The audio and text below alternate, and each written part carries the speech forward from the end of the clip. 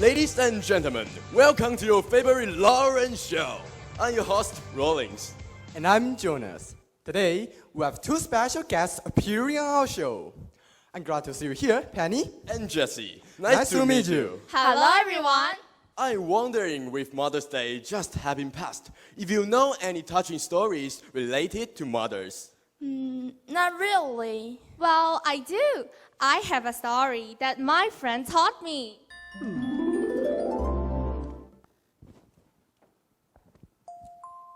There was a little girl named Amy. Her birthday was approaching, so Amy's grandma bought a pretty doll for her granddaughter and then went to visit her. When Amy saw the doll, she saw it was beautiful and lovely. She accepted it happily and it became precious to her. Meanwhile, Grandma's daughter Ella had been having serious arguments with her husband Peter. Peter and Ella wanted their mother to sell her house so they could get the money from the sale. However, Grandma did not want to. Her house was full of so many pleasant memories about the past So many pleasant memories. that she couldn't bring herself to sell it. Despite this, Peter attempted to convince mother-in-law to sell her house. He said, Come on, you must be so lonely, living in the countryside alone. We are so worried about you. If something happens, there'll be no one close by to help you. Peter kept trying to convince Grandma how hard it was for them to pay all the bills. All the bills. The mortgage, The mortgage. the bank loan for the car, The bank loan for the car. Amy's school's tuition fees, Tuition fees. and fees for her cram school. And fees for her cram school. He said, Right now, we are struggling to pay for all these things. We just can't afford to do this. If you sell the house, it will be helpful. However, Grandma still refused to leave her house. Peter was very angry, but there was nothing he could do to change her mind. Out of spite, he therefore stopped preparing breakfast for Grandma, which is something he had always done for her. When Peter and Ella were making plans to celebrate Amy's birthday, he didn't invite Grandma and coldly asked her to stay home. Grandma felt lonely but didn't say anything. While they were eating breakfast, Grandma walked to the kitchen to get some food from the refrigerator all by herself. She poured some milk and added some oatmeal. However, she still felt very hungry.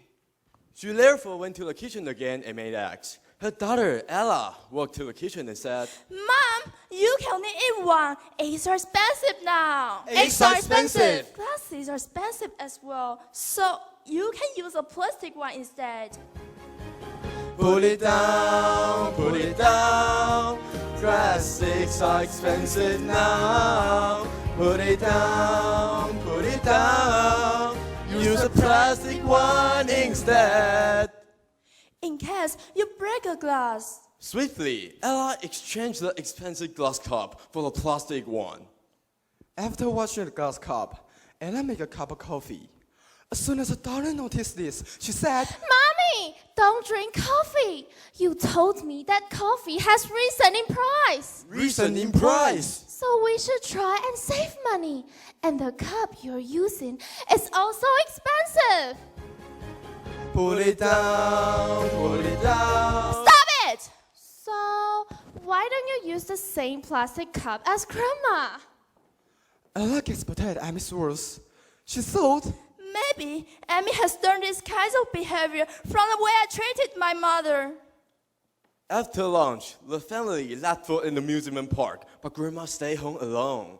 Grandma first cleaned the house thoroughly and planned the delicious meal for her lovely family. On her way to the market, suddenly she fainted and was taken to hospital. When Ella got the call from the hospital, she was anxious about her mother, but she got into a quarrel with Peter, who thought Grandma was annoying. she didn't care about us and ruined our moods for Amy's birthday. I don't want to go there. Ella, though, demanded they go to the hospital, and Peter eventually agreed. On the way to the hospital, however, they had a car accident. Luckily, Peter and Ella were only slightly hurt because of their safety belts. Unfortunately, Amy, who was not wearing a seatbelt, flew out of the car. She was seriously hurt and in critical condition. The doctor told them that Amy needed a blood transfusion immediately. Meanwhile, in the same hospital, Grandma was also waiting for a transfusion, as she had serious head wound. Unfortunately, both Amy and her grandma had the same blood type. As there was only one bag of the required blood in the hospital, Ella and Peter realized that one of the two could be saved.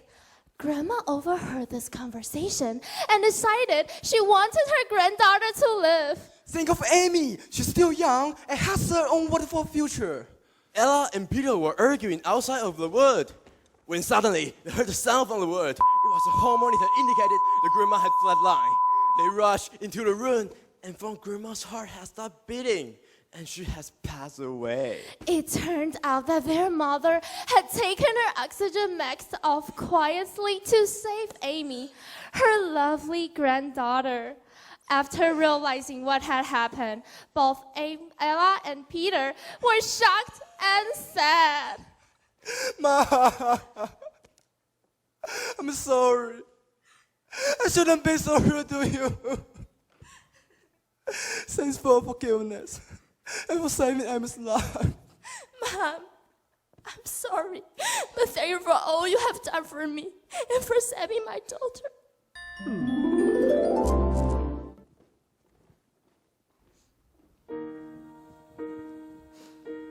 What a touching story. When we are young, we don't seriously appreciate what our parents had done for us. However, when friends do small things like treating you to some drinks, you are grateful and you think how nice they are. Absolutely. Fathers and mothers sacrifice a lot just to give us a better life. But we often take their devotion for granted. We always complain they don't understand us and do nothing to show our gratitude. Mother's Day is a day on which we should honor our mothers. So, what is the best gift you could get your mother on Mother's Day? Well, the best gift will be showing your mother how much you appreciate everything she has done for you. Give her a big hug in order to show your love and gratitude to her. Make sure you say thank you to your dear mom every day. Penny and Jessie, thanks for coming today. Thanks for watching Lauren's show today. We'll see you again next week.